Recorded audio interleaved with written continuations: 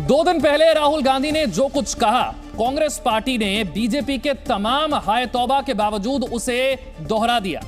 कांग्रेस के वरिष्ठ नेता पवन खेड़ा ने एक बार फिर से ऐसा कुछ कहा जिसमें भारत के जवानों के पिटने का जिक्र था।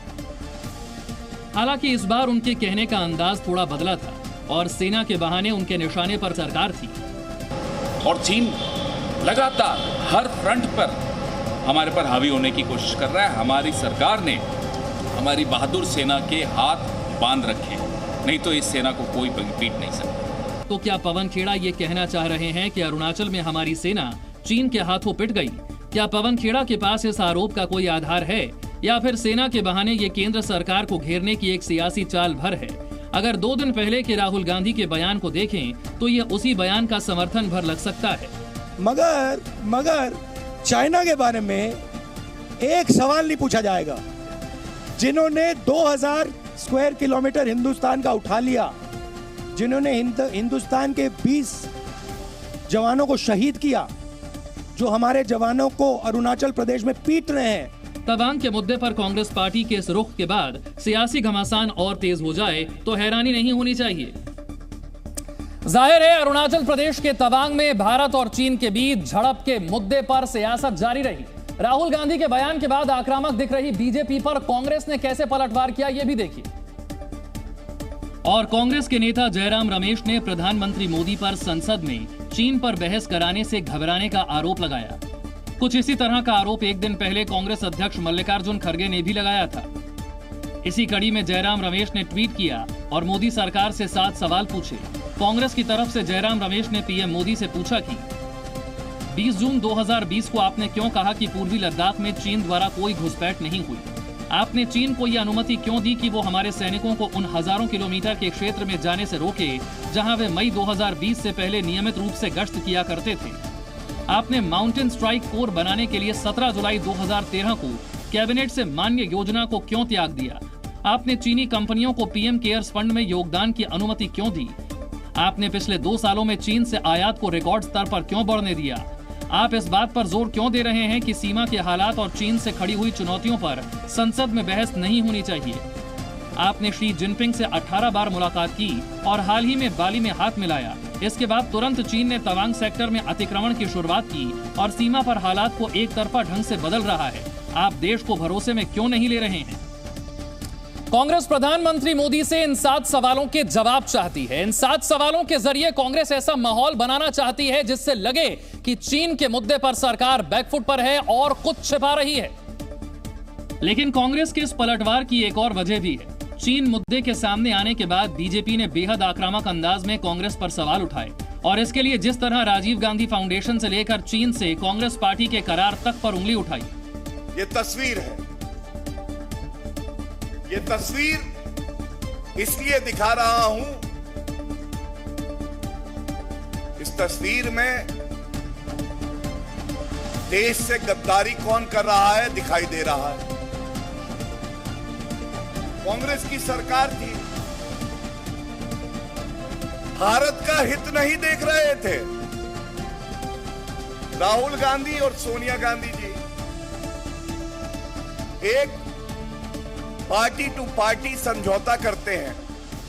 बीजेपी के इस तेवर की काट में कांग्रेस ने भी मोर्चा खोल दिया और सवालों की झड़ी से बीजेपी के आक्रमण को भोथरा साबित करने की कोशिश की। कांग्रेस की कोशिश मोदी सरकार को चीन परस्त साबित करना है। देश में सबसे ज्यादा चीन परस्त प्रधानमंत्री अगर अब तक के इतिहास में हुआ वो नरेंद्र मोदी। जब वो मुख्यमंत्री थे गुजरात में, तब चीनी भाषा को, मैंडरिन भाषा को गुजरात के स्कूलों में कंपलसरी करना चाहते। जाहिर है कांग्रेस के निशाने पर सीधे प्रधानमंत्री मोदी हैं। इस पूरे मामले में कांग्रेस ने तब से ज्यादा आक्रामक रुख अख्तियार किया जब से राहुल गांधी ने चुप्पी तोड़ी है। हालांकि राहुल ने जो कुछ कहा उसने बीजेपी और केंद्र सरकार को कांग्रेस पर ज्यादा धार से हमला करने का मौका दे दिया। असल में राहुल गांधी ने चीन मुद्दे पर सरकार को घेरते हुए जो कुछ कहा उसे बीजेपी ने सेना का मनोबल गिराने वाला करार दिया। मैं आपसे शर्त लगा लेता हूं कि प्रेस वाले आज सब सवाल पूछेंगे, आगे पीछे दाएं बाएं, यात्रा, सचिन पायलट, अशोक गहलोत, सब पूछेंगे। मगर चाइना के बारे में एक सवाल नहीं पूछा जाएगा। जिन्होंने 2000 स्क्वायर किलोमीटर हिंदुस्तान का उठा लिया, जिन्होंने हिंदुस्तान के 20 जवानों को शहीद किया, जो हमारे जवानों को अरुणाचल प्रदेश में पीट रहे हैं, मैंने कहा हिंदुस्तान की प्रेस मुझसे इनके बारे में एक सवाल नहीं पूछेगी। सच था ब्रदर, देश देख रहा है, ये मत सोचिए कि नहीं देख रहा है। इस बयान के बाद तो बीजेपी की तरफ से ऐसा घमासान छिड़ा जिसमें केंद्रीय मंत्रियों से लेकर मुख्यमंत्री योगी और दूसरे दिग्गज नेता तक उतर पड़े। हालांकि सबसे सधा अंदाज रक्षा मंत्री राजनाथ सिंह का दिखा।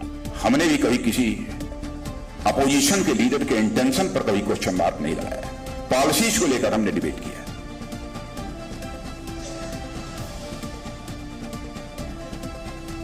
राजनीति सच बोलकर ही की जाती है, झूठ बोलकर लंबे समय तक राजनीति नहीं की जा सकती। लेकिन कांग्रेस की कोशिश अब जैसे को तैसा साबित करने की है, यानी कांग्रेस चीन परस्त तो बीजेपी भी चीन परस्त। 18 बार ये चीन के राष्ट्रपति से मिलते हैं, क्या बात करते हैं हमें नहीं मालूम, किस दबाव में है हमें नहीं मालूम, ऐसा क्या राज है चीन के पास इनका हमें नहीं मालूम, लेकिन जब मुंह खोलते हैं चीन को क्लीन चिट दे देते हैं।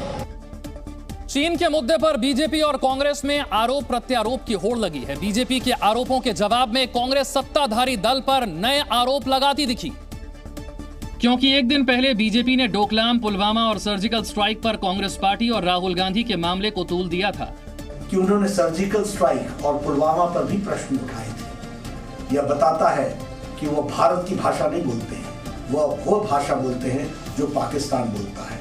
जवाब में कांग्रेस भी ऐसे ही आरोपों के साथ हाजिर हो गई। अपने सैनिक, हमारे 20 बहादुर सैनिक शहीद हुए गलवान में, उनकी शहादत को नकार दिया ये कहकर कि चीन घुसा ही नहीं था, तो आप अपने ही सेना पर उंगली उठा रहे हैं। कुछ बरस पहले तक देश विदेश नीति और रक्षा के मामलों में एक सुर में बात करता था, लेकिन अब इन मुद्दों पर भी सियासत का दौर चल पड़ा है। तवांग मुद्दे पर जारी राजनीति में आम आदमी पार्टी भी कूद पड़ी है। पार्टी की राष्ट्रीय कार्यकारिणी की बैठक में दिल्ली के मुख्यमंत्री अरविंद केजरीवाल ने आज इस मुद्दे को उठाया और कांग्रेस बीजेपी दोनों दलों पर निशाना साधा। पार्टी की राष्ट्रीय कार्यकारिणी की बैठक में केजरीवाल ने केंद्र सरकार पर तीखा हमला बोला और बीजेपी पर चीन के पास गिरवी होने का आरोप मढ़ दिया। भारतीय जनता पार्टी से अपील करता हूं, इस तरह से अपने को गिरवी मत रखो, इस तरह से चाइना के सामने अपना सर मत झुकाओ। ये पार्टी जिस तरह से चाइना के सामने सर झुका रही है। पार्टी के राष्ट्रीय संयोजक ने अपने तेवर से जाहिर कर दिया कि गुजरात के चुनाव नतीजों के बाद अब वो सियासत में और आगे बढ़ना चाहती है। यही वजह रही कि केजरीवाल ने चीन के साथ अपनी पार्टी की विदेश और कारोबार नीति पर भी रुख साफ किया। जिस दिन हमने चाइना को आंख दिखानी शुरू कर दी और ये $95 बिलियन का इंपोर्ट जो हम चाइना से कर रहे हैं, ये इंपोर्ट हमने करना बंद कर दिया, चाइना को अपनी औकात पता चल जाएगी। सियासी बयानबाजी का दौर चला तो केजरीवाल ने जनता से चीन के सामान के बहिष्कार की अपील भी कर डाली। भारत के लोग जो हैं वो कट्टर देशभक्त हैं, अपने सैनिकों की जान की कीमत है हमारे लिए। हमें नहीं चाहिए चाइना का सस्ता माल। डबल कीमत पे भी अगर हमारे देश के अंदर माल बनेगा, हम डबल कीमत पे खरीद लेंगे अपने देश से माल। कट्टर ईमानदारी के बाद कट्टर देशभक्ति और देश में बने सामान खरीदने की अपील कर केजरीवाल ने एक तीर से कई निशाने साधे।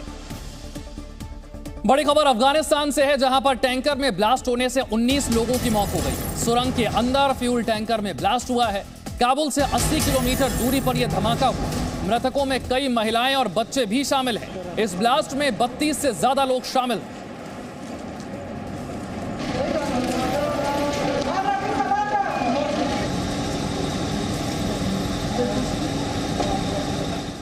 उत्तर भारत में बढ़ती ठंड और कोहरे के साथ हादसों का सिलसिला शुरू हो गया है। नोएडा ग्रेटर नोएडा एक्सप्रेसवे पर एक तेज रफ्तार कार हादसे का शिकार हो गई। एक बैरियर से टकराने के बाद कार अनियंत्रित होकर पलट गई।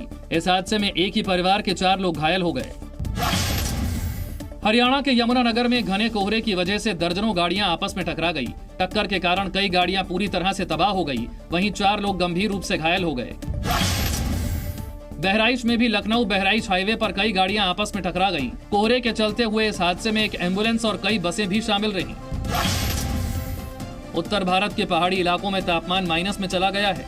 बीती रात श्रीनगर में तापमान -3 डिग्री के करीब दर्ज किया गया। वहीं लेह और लद्दाख में पारा -10 डिग्री तक पहुंच गया है।